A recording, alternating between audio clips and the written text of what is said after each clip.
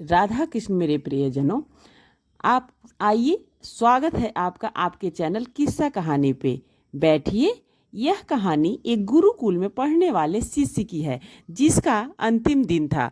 गुरुकुल में वो गुरुजी को प्रणाम करने के लिए विदा लेने के लिए पहुंचा तो गुरुजी ने उसे बदले में एक तोहफा दिया और कहा, बेटा, एक यह ऐसा दर्पण है जो सामने वाले के मन में क्या चल रहा है, क्या अवगुण है, क्या अच्छे गुण है, सब बता देता है।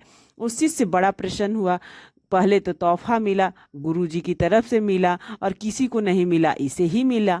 तो गुरुजी ने तो बड़ी अनमोल भेंट दी है। उसे लगा कि सबसे पहले गुरुजी को ही देख लेते हैं, लो कि कैसे दिखते हैं। तो गुरुजी की तरफ उसने शीशा घुमाया तो गुरुजी के अंदर उसे अवगुण दिखाई दिए। उसे दिखाई दिया कि क्रोध बचा हुआ है, अहंकार बचा हुआ है, द्वेष बचा हुआ है।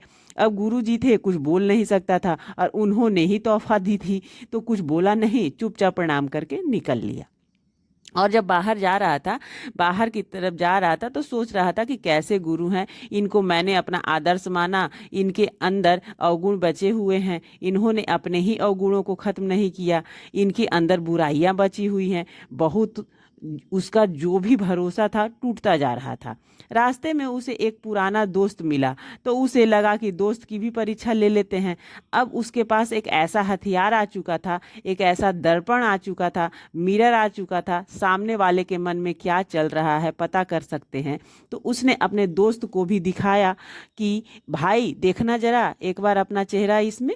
उसके मन के भाव भी पढ़ लिए, उसके अंदर भी बहुत सारी बुराइयां थी, अवगुण थे, काम, क्रोध, लोभ, मोह बचा हुआ था।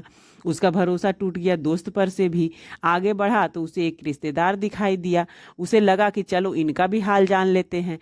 तो उनको भी दिखाया कि बड़ा कमाल का मैं लाया हूँ दर्पण, और ये वो बताया और उन्होंने अपना चेहरा उसमें देखा। तो उन्होंने उसके भी मन के भाव पढ़ लिए, शिष्य ने की पढ़ लिए।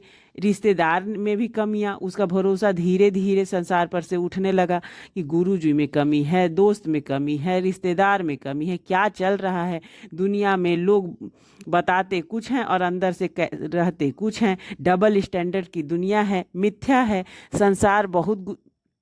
ऐसा ही है क्या। बहुत गुस्सा कर रहा था अंदर ही अंदर। अब अपने घर की गली की तरफ आ चुका था और गली में जब घर की तरफ बढ़ रहा था तो सोच रहा था कि मम्मी पापा जो हैं उनमें तो कोई अवगुण नहीं होगा, वो निर्मल होंगे। मेरे पिताजी तो बड़े प्रतिष्ठित हैं, समाज में बड़ी प्रतिष्ठा है, उनकी माँ को तो देवतुल्य मानता था वो सब। तो गया घर पर, जाके पिताजी को सबसे पहले दिखाया कि देखिए दर्पण में अपना चेहरा आपके लिए लाया हूँ। पिताजी में भी उसे अवगुण दिखाई दिए, बुराइयां दिखाई दी। उसका तो भरोसा ही टूट गया। माता जी को दिखाया तो उनमें भी कमियां दिखाई दी। उसे लगा कि बिना देरी के वापस गुरुकुल जाते हैं और एक गुरु जी को वापस सौंपते हैं और उनसे पूछते हैं कि चल क्या रहा है दुनिया में, कितनी डबल स्टैंडर्ड की दुनिया हो गई है। सीधा गुरुकुल में जाकर गुरु जी को प्रणाम किया और कहा, ये दर्पण आपने क्या दे दिया है, इसमें इस सबके भाव पता चल रहे हैं। और देखो ना आप कैसी दुनिया चल रही है, यहाँ तक कि गुरुजी आप में भी बुराइयां बची हुई हैं। आपने अपनी बुराइयों पर काम ही नहीं किया है, आप भी निर्मल नहीं हैं गुरुजी। जोर जोर से गुरुजी हंसने लगे और कहने लगे कि एक सेकंड के लिए रुकना, एक सेकंड के लिए रुकना। उन्होंने उस दर्पण का जो हिस्सा था उस शिष्य की तरफ घुमा दिया और कहा, अपना चेहरा देखो, फिर बताओ कि फिर बताया उसे कि देखो कितने सारे अवगुण तुम्हारे अंदर हैं। उसका तो पूरा मन ही मैला था, कहीं पर भी निर्मलता नहीं थी। सारे अवगुण, काम, क्रोध, लोभ, मोह सब भरा हुआ है।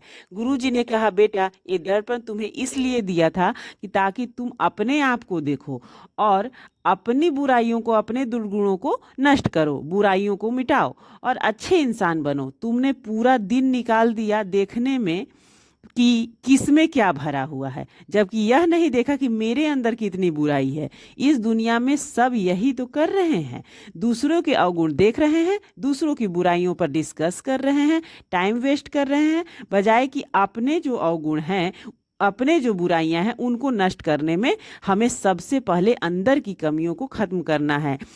सब ऐसा करने लगे तो दुनिया अपने आप निर्मल हो जाएगी। लेकिन दिक्कत यह है कि सब दूसरों में बुराइयां ढूंढ रहे हैं और अपने पे कोई ध्यान ही नहीं दे रहा है। ये कहानी अगर आपको पसंद आई हो तो चैनल को सब्सक्राइब करें। तब तक के लिए राधा कृष्ण।